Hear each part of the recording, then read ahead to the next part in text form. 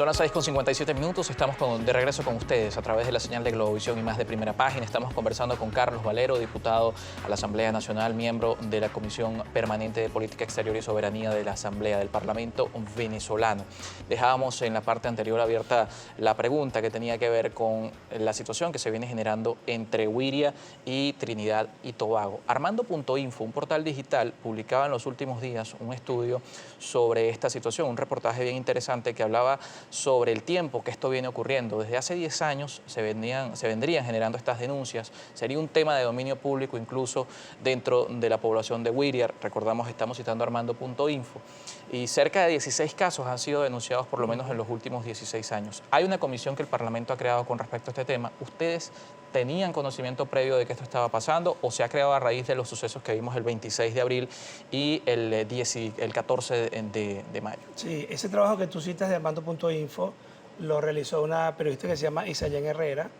Nosotros hemos conversado muchísimo con ella sobre todo lo que está ocurriendo desde hace bastante tiempo. Recordemos que todo esto arrancó, el epicentro de Wiria, de Trinidad y Tobago, Wiria y de alguna manera del Tamacuro, arrancó hace aproximadamente un año cuando el gobierno de Trinidad y Tobago deportó a Venezuela 82 venezolanos, de los cuales aproximadamente 25, entre 25 y 28, tenían solicitud de asilo ante Naciones Unidas, solicitud de protección ante Naciones Unidas, y eso por supuesto no puede, es absolutamente ilegal el que se genere la figura de repatriar a un venezolano o a un ciudadano cualquiera cuando tiene solicitud de asilo.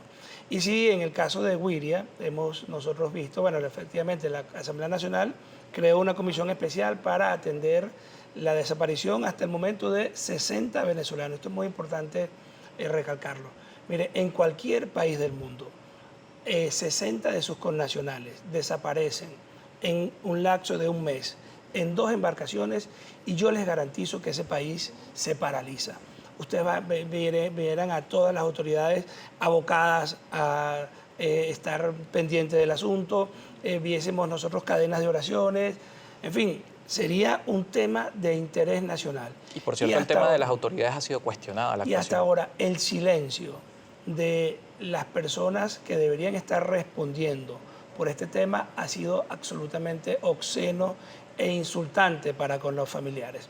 Lo primero que nosotros hemos determinado en esta investigación es que mientras no exista ninguna evidencia de que estos 60 venezolanos fallecieron, es decir, mientras no haya enseres, no haya un cuerpo, no haya un zapato, o sea, digamos, no haya ninguna evidencia en las corrientes que circulan. Por cierto, en las corrientes marítimas, ahí los expertos en marítimas saben que una vez que tú haces el cálculo matemático, tú puedes determinar, partiendo del punto del hundimiento, en dónde eventualmente podrían ir apareciendo los elementos sí, de un naufragio.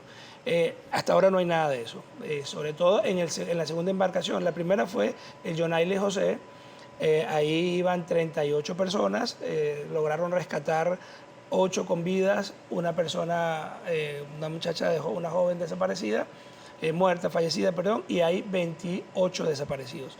La segunda embarcación es la Ana María. Ella zarpó el 16 de mayo. Ahí iban 33 personas. Apareció el capitán de la nave de apellido Abreu, apareció en Granada porque fue recuperado por una embarcación que iba entre Trinidad y Granada. Una vez estando en Granada, este señor, las autoridades de Trinidad y Tobago alertan a las de Granada que tiene antecedentes por trata de personas y de alguna manera este señor escapa. Y hay 32 venezolanos desaparecidos. No se tiene ningún tipo de rastros. Ahora, hay muchísima evidencia de trata de personas entre Wiria y Trinidad y Tobago. Solamente para que las personas tengan claro más o menos cómo ocurre esto, les cobran a cada venezolano que van a ser trasladados $300. De esos $300, imagínate tú que van viajando, por ejemplo en el Ana María, eran 33 personas, de las cuales de la tripulación en aquel momento eran 2 y el resto de las personas estaba pagando. De la embarcación, entiendo, dicen los familiares y los vecinos de Wiria, que quedan $5.500 para las autoridades que permiten el zarpe en Wiria. ¿Ustedes este tipo de denuncias las han recopilado desde el sitio o lo que han recibido solamente los testimonios de las familias? Pregunto esto porque parte de las denuncias que hacían precisamente los familiares es que las autoridades no habían tenido ningún tipo de acción al respecto. Fíjate, nosotros nos enteramos de la tragedia del Peñón del María, de la desaparición del Peñón del María todavía. Bueno, es una tragedia para los familiares porque no tienen información, pero todavía nosotros no asumimos que estas personas están fallecidas. Nos enteramos el fin de semana, digamos, eso ocurrió el jueves, ya nosotros estamos colocando la denuncia el día sábado. La Asamblea Nacional nombró una comisión especial para llevar a cabo estas investigaciones el día 21, compuesta, yo la presido, el diputado Carlos Lara la preside. También el diputado Robert Alcalá. El diputado Robert Alcalá como vicepresidente, Densis Paso, Milagros Paz y el diputado José Gregorio Noriega. Y nosotros el día jueves 23 nos trasladamos a Guiria. Hicimos una asamblea con todos los familiares, ahí habían aproximadamente unas 300 personas. Constituimos el comité de familiares de las dos embarcaciones y en ese momento intentamos nosotros conversar con las autoridades de guardacostas y bueno, fue imposible. Sin embargo, logramos hablar con Protección Civil y logramos también conversar con un concejal y un agente que trabaja en la alcaldía del municipio de Valdés. No fue sino hasta el jueves pasado, es decir, el jueves 20, digamos, una semana y media después, que los familiares lograron reunirse con las autoridades de guardacosta y entonces le explicaron el protocolo de búsqueda y tal. Que por cierto, y nos toca también pasar a la participación de la audiencia, estos protocolos de búsqueda fueron criticados en el primer naufragio por el tiempo con el que fueron activados una vez se conoció el suceso. Vamos a revisar la participación de la audiencia, seguimos conversando al respecto, 7:04 minutos de la mañana, nuestra compañera Daniela Salas lista para leer sus comentarios a través de las redes sociales. @Primera Página, nuestra cuenta en Twitter e Instagram, la etiqueta Primera Página también está a su disposición. Así es, ya estamos listos para revisar la participación en nuestras redes sociales. Como siempre pedimos a nuestros invitados que sean lo más breve posible para revisar la mayor interacción en nuestra cuenta de Twitter, @Primera Página. Comenzamos, diputado, con el siguiente comentario. Lo hace Germán Figuera, dice lo siguiente: tragedia que hoy vive Guiria saca al descubierto fallas en los sistemas de búsqueda y rescate en alta mar, en el tiempo de respuestas, y aunque ha sucedido 2 eventos en un lapso de un mes, no se aprende de los errores cometidos. ¿Qué opina usted de este comentario? Sí, es algo terrible. Mira, para los familiares y para nosotros de la Asamblea Nacional ha sido un insulto el tratamiento que desde que Nicolás Maduro, que las autoridades de guardacosta han hecho sobre este tema. Hasta ahora el silencio ha sido total.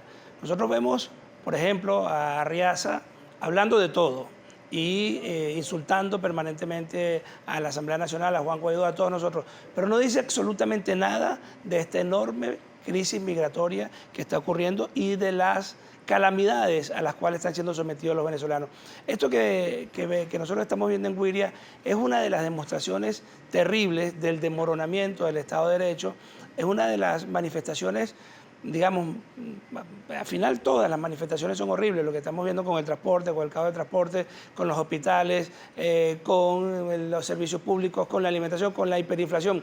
Pero esta es otra de estas terribles manifestaciones y cuando nosotros vamos a Trinidad y Tobago o a las islas del Caribe o a cualquiera de ellas, las personas que están allá, digamos, el personal consular o el personal de la embajada, tiene una absoluta desidia para con estos venezolanos.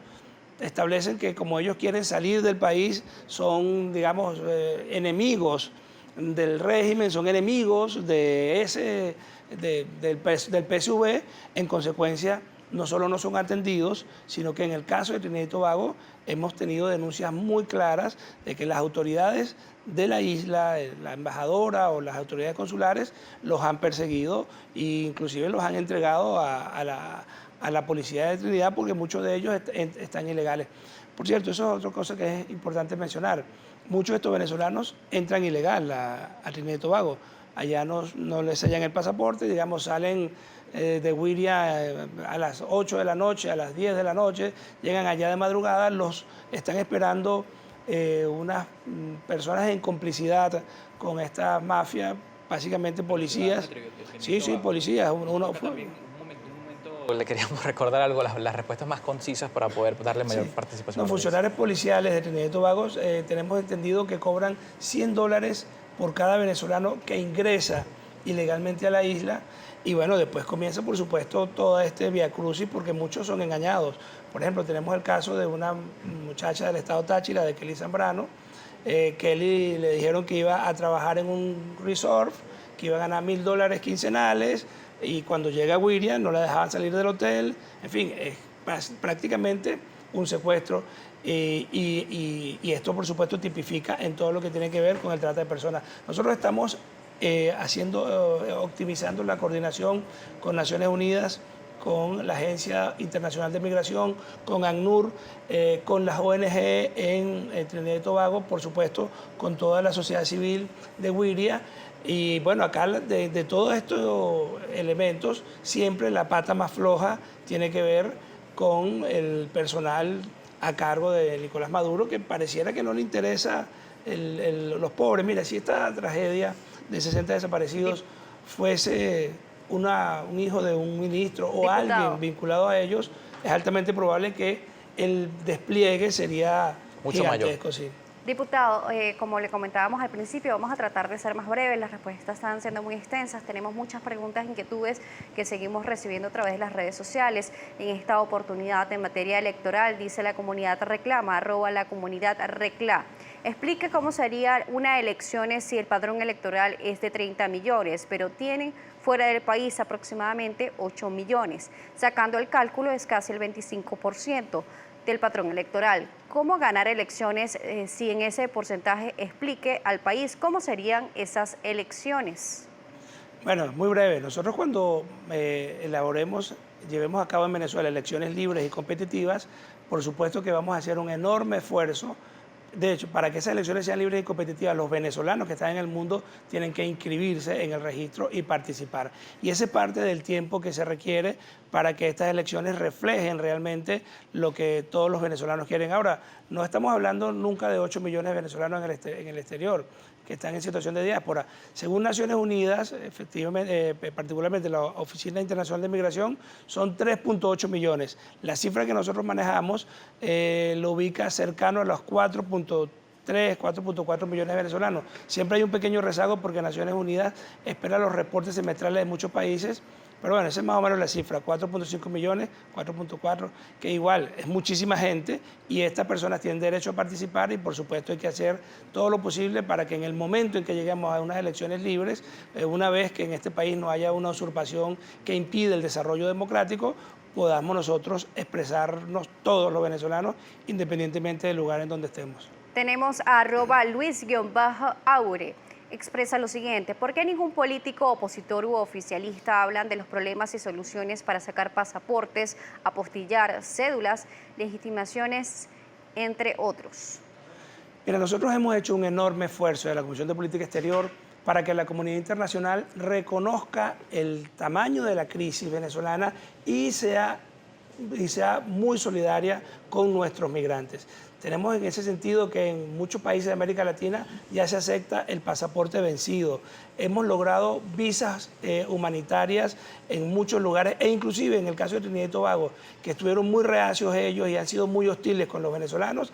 En este momento se ha abierto un proceso que arrancó el 30 de mayo, que culmina, digamos, por 10 días, ya llevamos 4 días en este proceso. Nosotros esperamos que se registren los cerca de 50.000 venezolanos que están allá en situación, digamos, ilegal y les están entregando un permiso de trabajo por 6 meses renovables. Y este ha sido parte de nuestro trabajo en todo digamos, en toda la comunidad internacional, que contrasta, por cierto, con el trabajo que hace Arriaza, que es básicamente perseguir a los venezolanos, aferrarse de una manera obscena al poder y no hacer absolutamente nada por resolver el problema de estos 4.5 millones de venezolanos que están fuera, porque para ellos estos venezolanos son apátridas o en todo caso no son miembros de su partido, en consecuencia no merecen atención.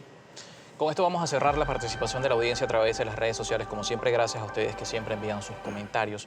Si bien esta comisión ha sido creada por el caso de Güiria, ¿qué reportes tienen de una situación similar en otras entidades del país y hacia otros destinos? Pues hacia las islas ABC, Aruba, Bonaire y Curazao también se habían reportado en otros momentos este tipo de movilizaciones migratorias, y también incluso el caso fronterizo con Colombia.